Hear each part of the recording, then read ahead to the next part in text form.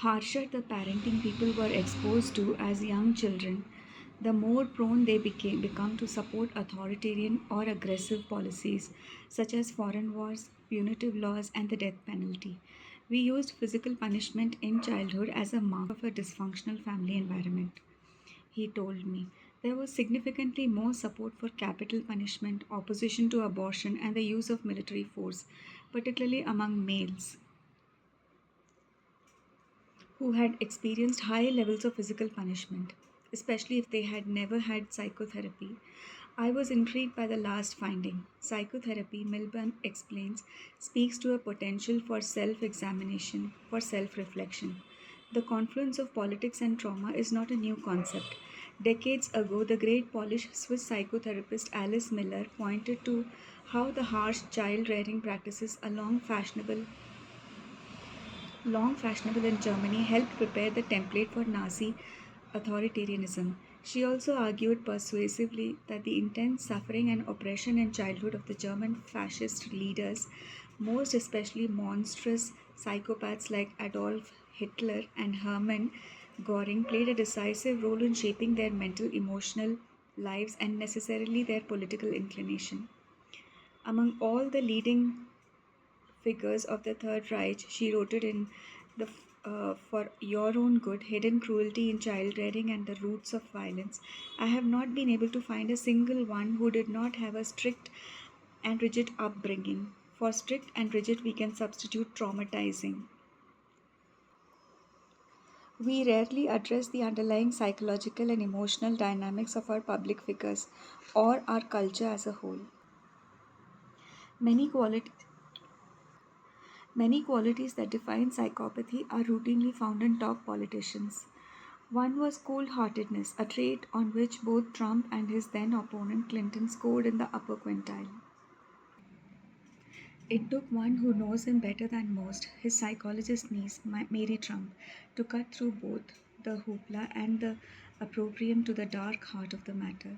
We now know from Mary's revealing 2020 biography, Too Much and Never Enough, how my family created the world's most dangerous man, that the young Donald had plenty of cause to push reality out of mind and sight, to become grandiose, narcissistic, combative, and utterly opportunistic. Deep down, I have no problem describing him as a sociopath.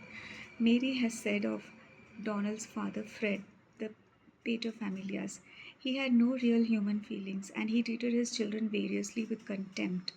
Her own father, Fred Jr. Donald's older sibling, was driven by childhood trauma to alcoholism and an early death at age 41. The world has seen what Donald has been driven to.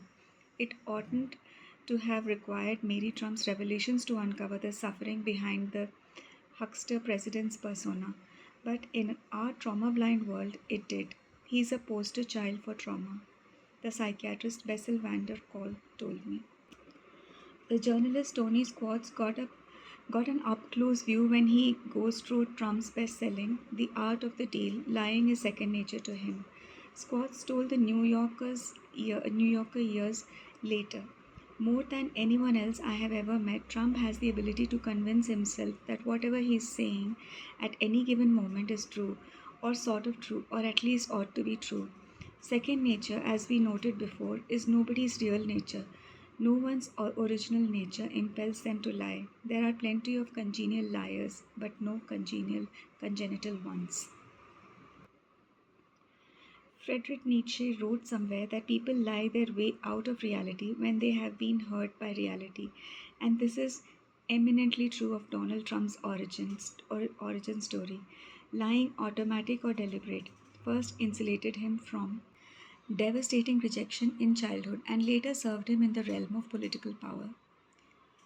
Hillary Clinton is still admired and pined for many as a tenacious survivor and the rightful winner of the 2016 election.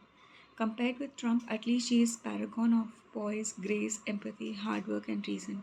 What almost never gets asked is where do such relentless ambition and tenacity come from, and at what cost? One moment in particular stuck with me. It demonstrates how readily we normalize and lionize the winning personalities of our leaders. On the evening of her nomination, a video celebrating Hillary's life and achievements, was broadcast to an international audience, narrated by the actor Morgan Freeman. In it, the candidate quoted a life lesson imparted to her in childhood by her stern, exacting father. Don't whine, don't complain, do what you're supposed to do it to the best of your ability. By all indications, this was a whitewash. As we know from biographical accounts, the father could be capricious and cruel. He hurled biting sarcasm at his wife and his only daughter, and spanked, at times excessively, his three children to him to keep them in line. In the videos, Secretary Clinton also shared, "My mother wanted me to be resilient. She wanted me to be brave." She then related an instance of how this resilience was inculcated. "I was four and there were lots of kids in the neighborhood. I would come out and have a bow in my hair, and the kids would all pick on me. It was my first experience of being bullied, and I was terrified.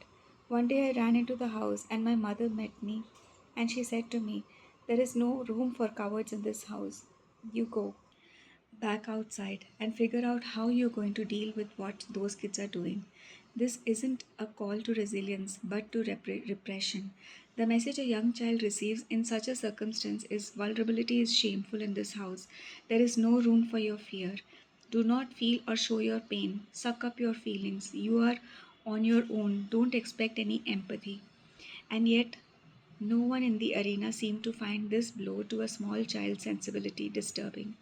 No media commentator so much as registered that this hand-picked example of supposedly inspiring parenting was in fact a public celebration of trauma.